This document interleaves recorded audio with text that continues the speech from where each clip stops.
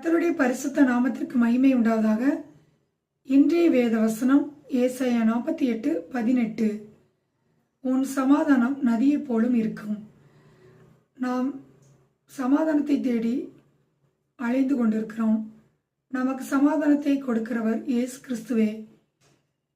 அவர் சிலுவையில் சிந்தின இரத்தத்தினாலே நமக்கு சமாதானத்தை உண்டு பண்ணினார். இயேசு கிறிஸ்துவை விசுவாசித்து நாம் அவரை ஏற்றுக்கொள்ளும்போது அவர் மூலமாய் சமாதானத்தை பெற்றுக்கொள்கிறோம். இயேசு கிறிஸ்துவே சமாதானத்தின் காரணர், சமாதானத்தின் பிரபுவாய் இருக்கிறார். யோவான் 14 வாசிக்கிறோம். அவருடைய சமாதானத்தை நமக்கு கொடுத்திருக்கிறார். உலகம் கொடுக்கிற சமாதானம் அல்ல. நம்முடைய பிரச்சனையின் வேளையிலே நாம் கலங்காமல் பயப்படாமல்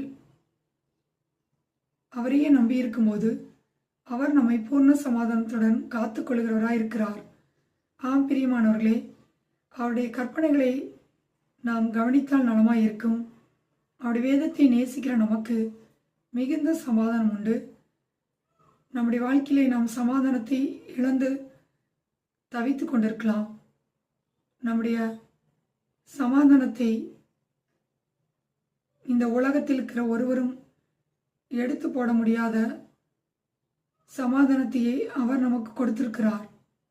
ஆம் பிரியமானவர்களே, இயேசு கிறிஸ்து நமக்கு சமாதானத்தை உண்டு பண்ண அவர் சிலுவையிலே ஆக்கினை தீர்ப்படைந்தார். நம்முடைய வாழ்க்கையிலே நாம் அவரை உறுதியாய் பற்றி கொண்டு அவரையே நோக்கி பார்க்கும்போது அவர் நமக்கு பூர்ண சமாதானத்தை கொடுத்து நம்மை வழி நடத்துவார். நம்முடைய கூடாரம் சமாதானத்தோடு காண செய்வார். கர்த்தர் தாமே இந்த வார்த்தைகளை கொண்டு உங்களை ஆசீர்வதிப்பாராக. God bless you.